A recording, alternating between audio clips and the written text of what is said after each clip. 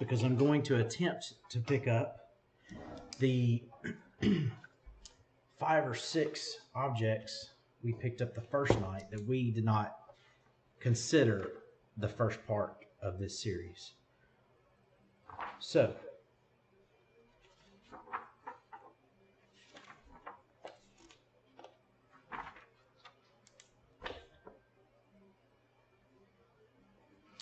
writing everything down.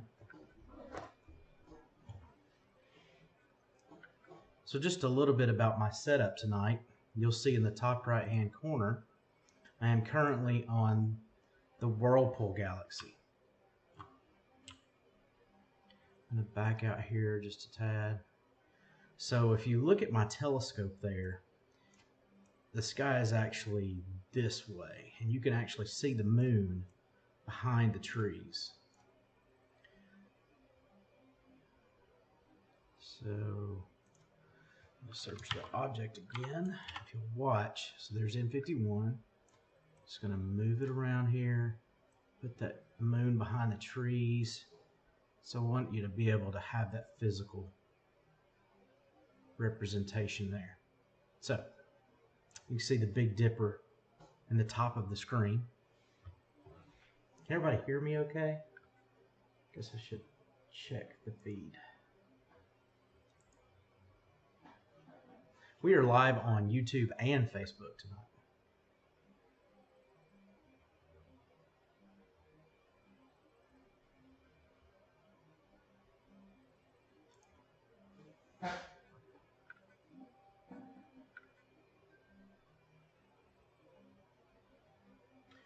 Oh, Harold says he's totally clouded out, so we are probably going to be clouded out here pretty soon. But we're going to go ahead and pick up M51 here. So I'm using Sharp Cap, and I have the crosshair feature up and running, and I'll have it on quick capture, and that's how I focus and grab my initial frames to see where I'm at. So now I've moved over to live capture, and during the live capture you're going to be able to see. So initially it takes an image. It's going to be way brighter than it needs to be, but that'll slowly correct itself. These clouds will not help us, but maybe we'll catch a couple of targets. Feel free to ask any questions in the chat, and I will do my best to answer them.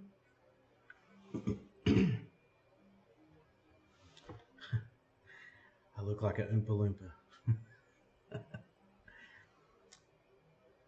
Still having some issues with lighting, but we'll get it fixed.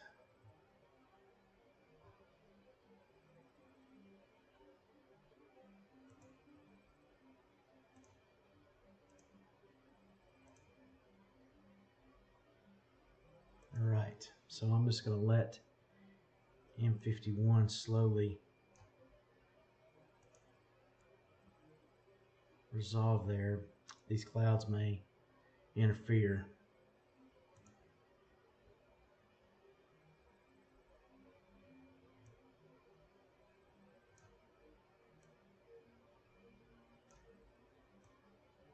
It's better. Okay.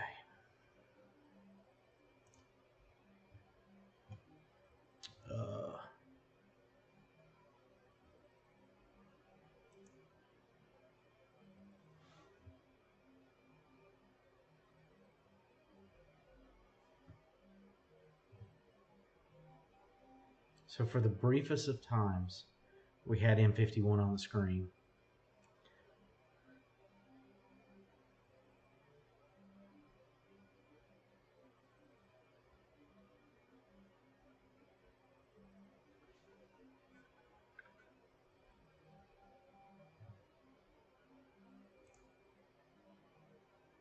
Oh, there it is.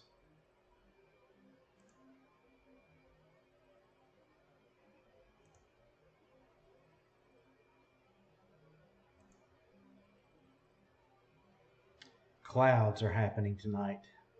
Tim and Katie, clouds. Can everybody hear me okay? I've got the volume down on this side so that it's not too loud in the feed.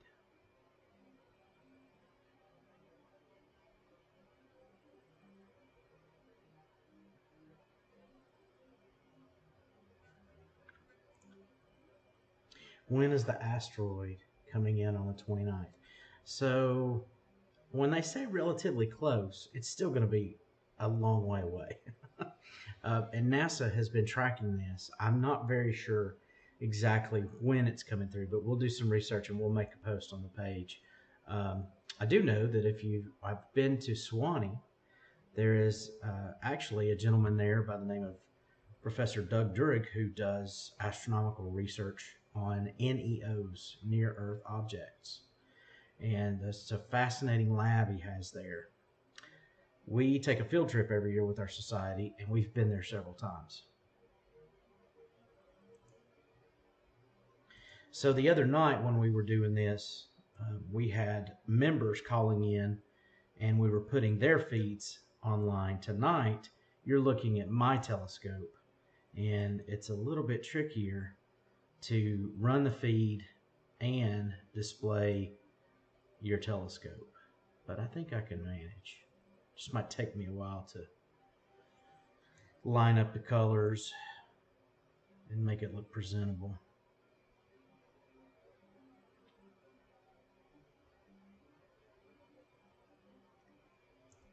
Sounds good, thank you.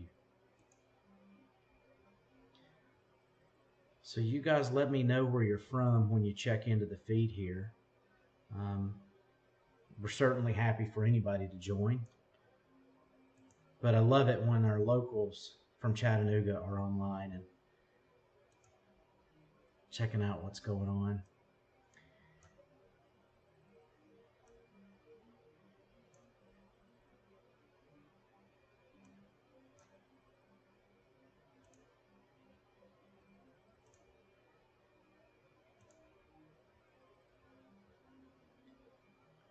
There we go. Just adjust that green.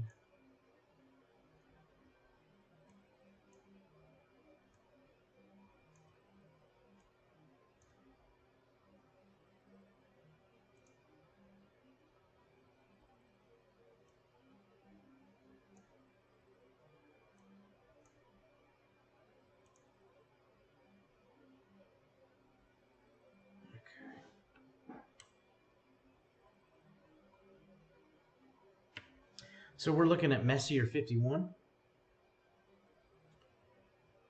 and it'll start to resolve here. I'm taking 8-second shots, and you can see the details pretty fantastic for 8 seconds of shot. We currently are stacking 32. I'm going to clear it though because quite a few of them had clouds, and there is a little bit of a clear spot there now. So the live feed you're looking at is about 2 minutes. It's about, by the time you see it, it's 1 minute and 30 seconds delayed. Ontario. Fantastic. Have any of you participated in a Messier marathon with the Astronomical League before?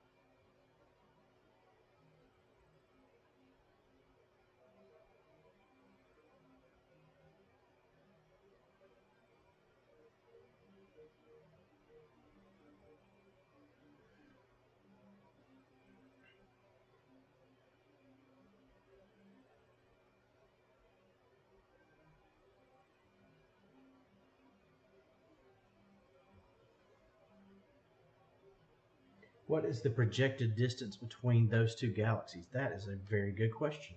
And those two galaxies would be M51, which is not both spirals you see there, but hang on, make it a little bit darker here for us so we can see some of that detail. Okay.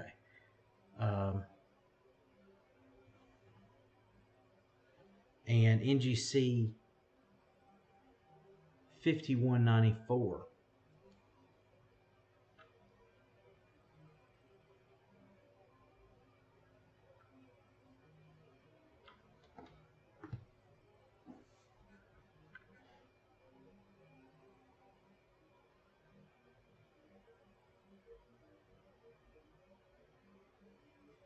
I'm doing fine, John. Thank you. How about yourself?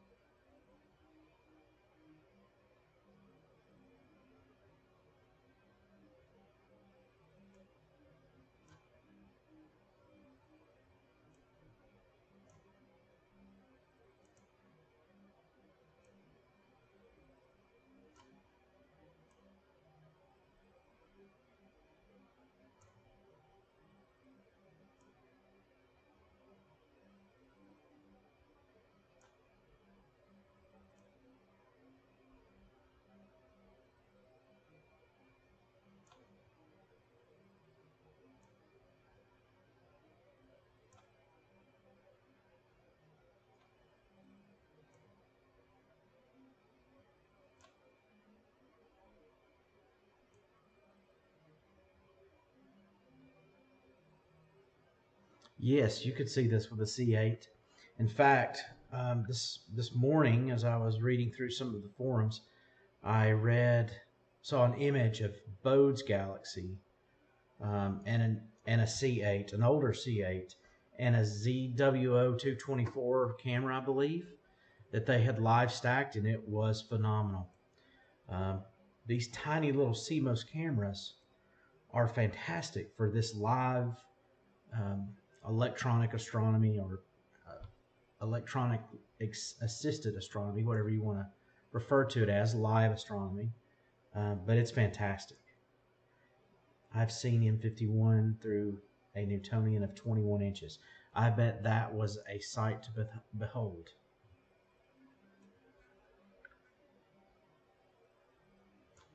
M51 is one of those galaxies, though, that holds some sway over me.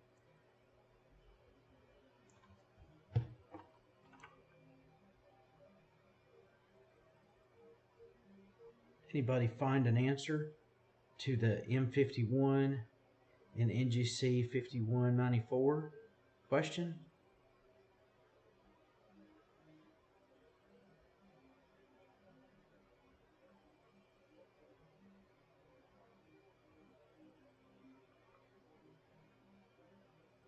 I have my Sky Atlas here next to me.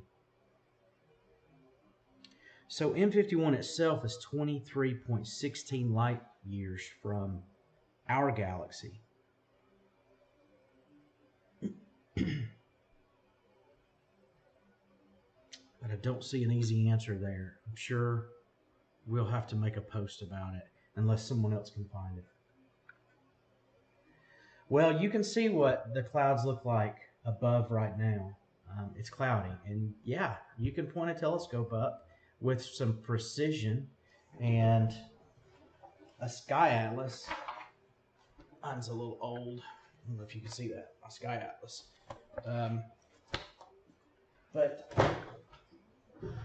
And then I have a journal that I write what I see in. So I'm writing these galaxies, the M51. The question, John, was, what is the projected distance between M51 and NGC 5194? I think we said it was. Let's see. Yes, 5194 right here. Let me just zoom in here on the stellarium. So this is what it would look like. Hubble representation. Of course, my image is not quite as good tonight because clouds are terrible. And unfortunately, they do get stacked in with all the rest. So on a clear night, you can really get a nice image. Tonight, however, it's quite green.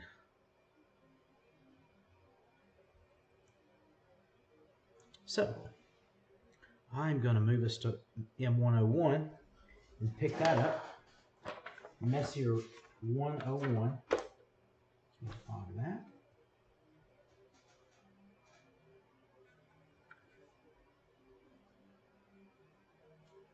And society members, if you're up and online and you want to log in and jump in the room, just shoot me a text message. So I have Stellarium controlling my telescope right now, which is not too tough to get going.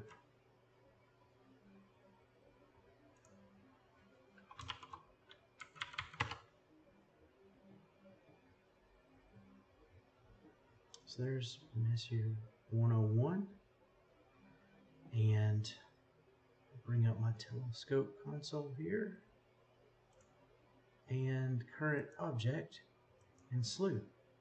Now I'm going to step away and just double check the mount to be sure that everything runs like it's supposed to.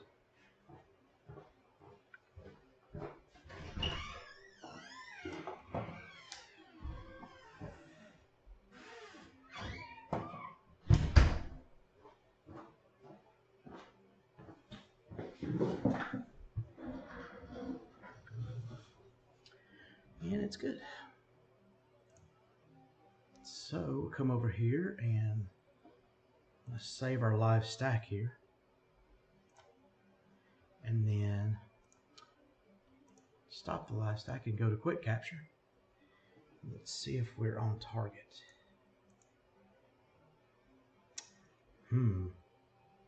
Certainly doesn't look like we are.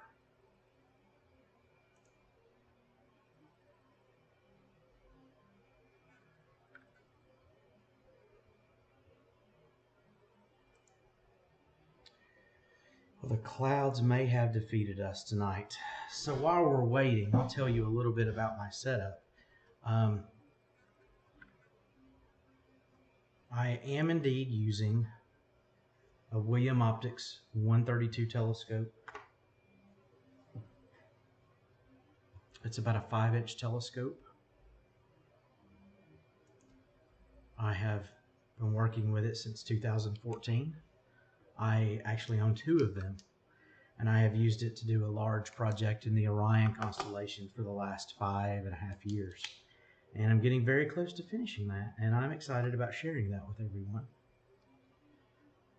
It is comprised of 200 individual images with 2.5 hours of time on each one, which means it's roughly a 512 hour capture of Orion from Rigel to Betelgeuse, actually over to Lambda Orionis, and up to Witch's Head, down to Safe, and over to Bellatrix. So I'm excited to finish it.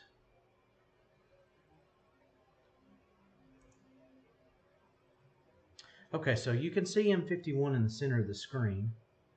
It is very dim, very dark in the clouds. So you can look at the bottom right-hand corner and you can see my telescope is shooting right through the clouds.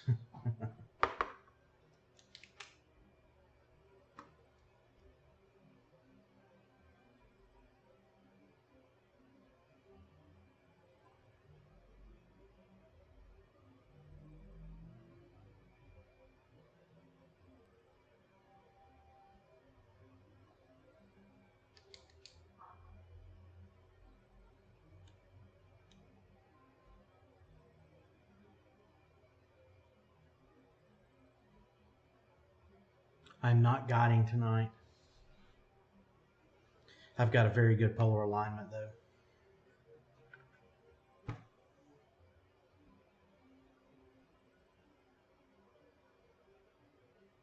That's fantastic, John. If I get out your way, I'm going to come visit your society. Our society will turn 100 in 2023, and we're trying to find and think of ways to re-engage the public. And honestly, this is a fantastic tool, and we're using basically free software out there to broadcast this.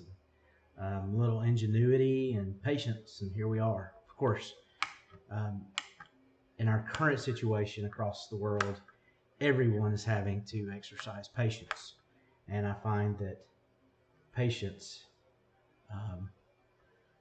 is very helpful right now. Yeah, the Indiana Nebula.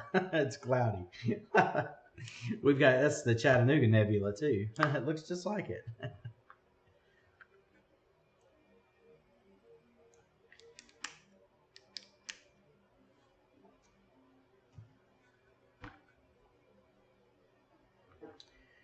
Well, I don't think these clouds are going to clear. And while I would love to sit here and chat with you tonight, I think I'm going to let everybody get back to what they were engrossed in before they jumped in the feed. And if it gets clear again, Friday night we're projected to have some clear skies. If it's clear, our society will be ready to pick these objects back up and finish our online Messier marathon. I have no idea how long it'll take. I know that quite a few objects are tough for us to see from here, but we can be creative and get out to some of our dark sites with some elevation and catch things on the horizon if we have to. We are currently trying to work out a method to do this remotely, and we will figure that out as well. So again, thank you for joining us. I'm going to sit here for a little bit. If it does clear off, I'll start the feedback up, but thank you for joining, and we'll see you hopefully Friday night. Thanks. Good night.